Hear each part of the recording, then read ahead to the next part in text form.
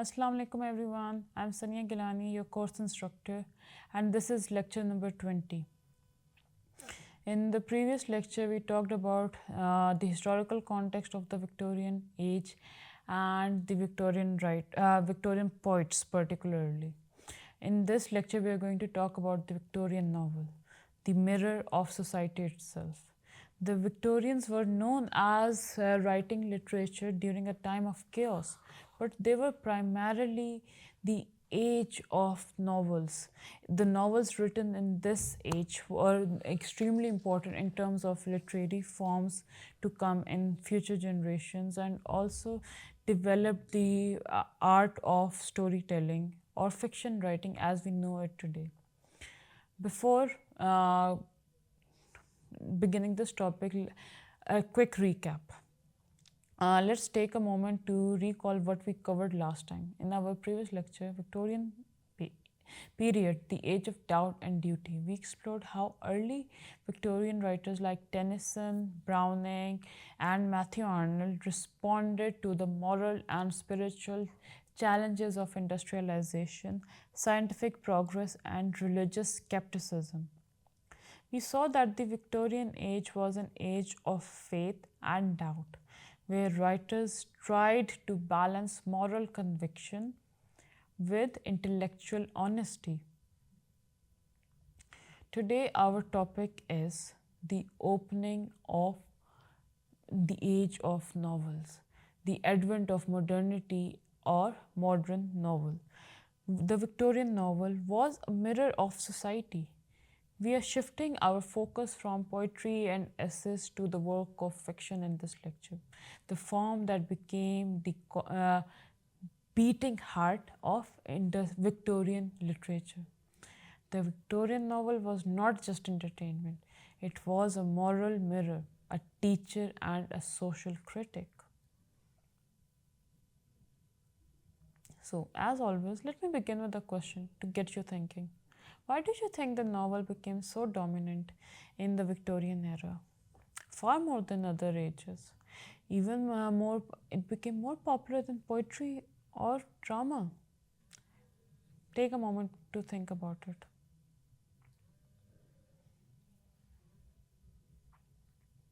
If you said because novels spoke to the real life of ordinary people, you're absolutely right. But there was also another reason. Like, ordinary people now had access to fiction. They had time to spend with to read fiction. Previously, literature was not for every man, and now common masses led to middle class enjoying fiction. There was an entire demographic of people enjoying literature. The years between 1830 to 1880 saw the rise of English novel as the central art form of the age. Newspapers, magazines, and serialized publications made fiction accessible to a growing middle class. The Industrial Revolution had created new readers, new anxieties, and new hopes. And the novel became a powerful space where writers could examine society and the moral and emotional fabric of our society. Victorian England was a world of contradictions. It was a period of faith in terms of turmoil and confusion. It was a period in which immense wealth was present despite desperate poverty. Great inventions were alongside social injustices. The novel became the place where these contradictions could be imagined, criticized, and humanized. Novelists like Charles Dickens, George Eliot, William Makepeace Thackeray, and the Bronte sisters created characters who lived through these social struggles. Their works often posed a moral question: how should one live in a very rapidly changing world? In this lecture, we will explore how and why the novel became the central literary form of the Victorian age. We will also see the key features and the moral purposes of Victorian fiction. and we will look at some of the major novelists and their contributions to the age. We will also see at the novel's role as a social mirror and what it tells us about the age and the people who were living in this period. Um, to begin, the rise of the novel. A mirror for the middle class, the Victorian novel. The 19th century was the first time in history when ordinary people could afford to buy and read books. Printing technology improved education, and rising literacy made reading a popular leisure activity. Fiction, especially serialized in magazines like Household Words and Cornhill magazines, reached a wide range of people. Thousands of homes were consuming this literature. An entire new demographic opened up. Novels became the cinema of the 19th century. Weekly or monthly episodes that families waited eagerly for consumption. It was beyond just entertainment. The Victorian novel carried a deep moral responsibility. As the novelist of this age, George Eliot says, art is the nearest thing to life. So, fiction had to teach readers about empathy, moral discipline, and awareness of social injustices. This moral role of literature connects beautifully to our own South Asian context. In Urdu fiction writers, we also see the same spirit, like in Dipti Nazir Ahmed or later years in the works of Premchand. These writers saw novel as a moral institution, teaching social reforms and empathy to their people. The Victorian literature influenced not just those early Urdu writers profoundly, but also many writers of different ages, different eras, and different nationalities. So we might say, just as the Victorian novels mirrored the conscience of England, our fiction mirrored the conscience of a changing South Asia. And Victorian novels have a big role in inspiring our own writers. Next, let's talk about the themes and features of the Victorian novel. Let's look at what makes a novel Victorian. Following are some of the themes that were commonly explored in the Victorian writers' works. First is realism. Realism rejected fantasy and romance in favor of the real. They depicted everyday life, workhouses, factories, parlors, city slums, and everything with vivid detail. Next theme that was often explored here was moral earnestness. Victorian fiction had a moral center. Characters faced moral dilemmas, and readers were expected to learn from their own successes or failures. Another theme was the social commentary. With the condition of England, novels were directly addressing poverty, child labor, education, and the hypocrisy of the upper class. Another major theme is the psychological depth that was found in these works.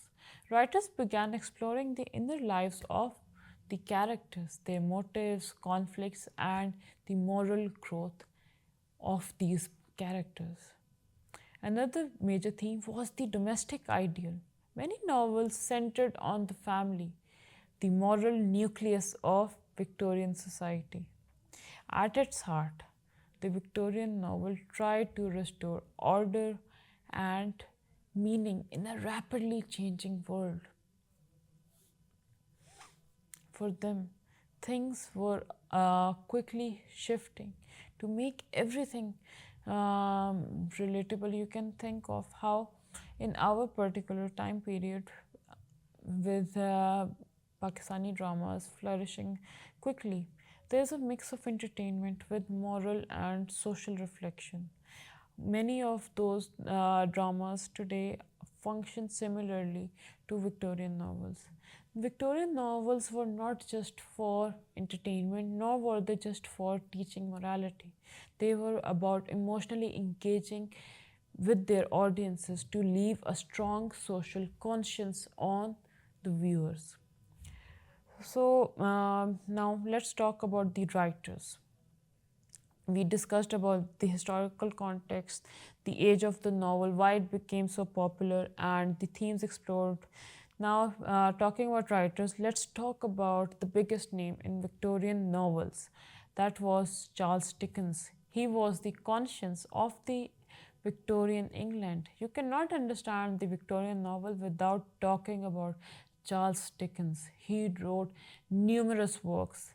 He began writing serialized novels in the 1830s, and throughout his life, he wrote many remarkable characters. His unforgettable characters are still talked about today. His famous works include Oliver Twist, A Tale of Two Cities, David Copperfield, uh, and the Great Expectations, Hard Times, to name a few. He exposed the dark side of industrial England in his work. He talked about child labor, corruption, and class inequality. In Oliver Twist, Dickens attacks the cruelty of the workhouses and the hypocrisy of charity. The line, "Please, sir, I want some more," became symbolic of the poor's silent cry for dignity. In his other work, Hard Times, he criticized an education system obsessed with facts and logic, but devoid of imagination. Dickens used humor, satire, and sentimentality to reform society through empathy. His novels are both entertaining and morally uplifting.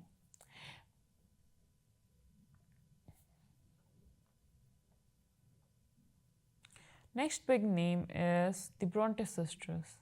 They were the inner life of the female voice of this age. The Bronte sisters were three sisters. If Charles Dickens portrayed society, the Bronte sisters, Charlotte Bronte, Emily Bronte, and Anne Bronte, turned inward, exploring the emotional and psychological struggles of women. Jane Eyre by Charlotte Bronte, the eldest of the Bronte sisters, tells the story of a poor orphaned woman seeking dignity and self respect. Her famous line, "I am no bird, and no net ensnares me," represents the early stirrings of feminist consciousness.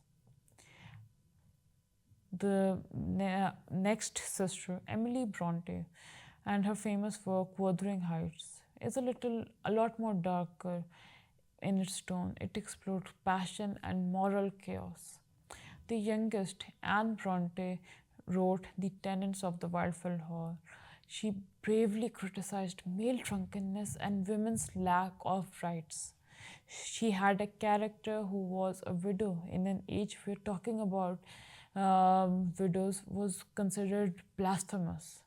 The Bronte sisters revealed that the private world, the home, and the heart could also be a battlefield for justice and selfhood. This idea resonates in modern fiction even today, where women's moral and emotional struggles mirror broader social conflicts. After Bronte sisters, let's talk of another big name in female literature, George Eliot, who was known for her moral imagination. Her real name was Mary Ann Evans. She brought psychological realism and ethical reflection to new heights. In her work, Middlemarch, she created a detailed portrayal of provincial English life, exploring marriage, politics, and ambitions.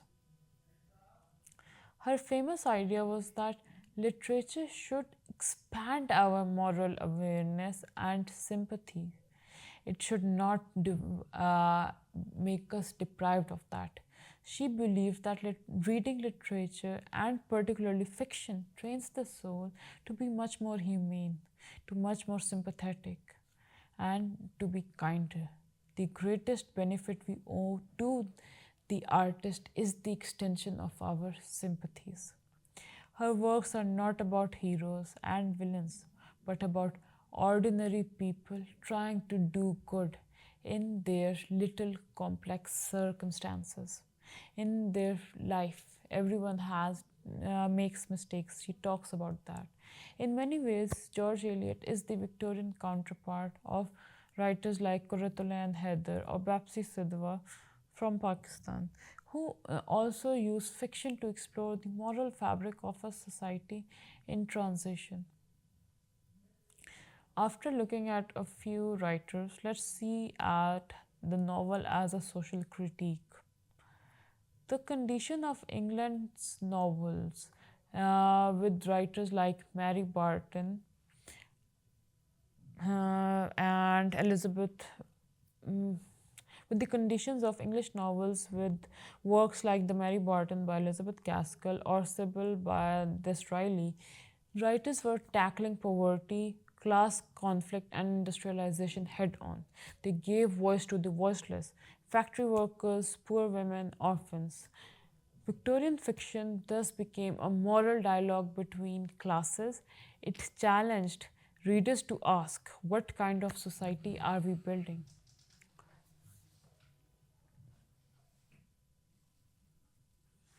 They talked about the moral and social hypocrisy. They used storytelling to make readers reflect on human suffering and compassion. By the mid century, the British Empire covered a quarter of the world, including our own region. Victorian fiction often justified imperial rule, portraying the English as civilizers. But some writers, like Charlotte Bronte, hinted at colonial tension. What is this colonial tension? We will discuss in upcoming lectures. In Jane Eyre, she talked about the mad woman in the attic. It was basically symbolizing the repressed colonial other. Later, this theme will grow in the late Victorian and the modern periods, where writers now began to question imperial rule and openly criticize that. In upcoming lectures, we will look at modern age, the late Victorian period, how it was influenced by the early Victorian age, postmodern age, and how post colonialism reflected our own sentimentalities towards Victorian novel. To conclude this lecture, the Victorian novel was a social mirror reflecting industrial life, morality, and class divisions. It was a moral guiding principle of empathy, discipline, and humanity. It was a democratic art that brought life and literature to ordinary readers. Writers like Dickens, Eliot, Bronte sisters, Gaskell gave literature a moral purpose without sacrificing artistry. The Brontes gave it emotional depth and psychological truth. In a sense, the Victorian novels try to reconcile individual freedom and social duty. The same balance every society must try to find.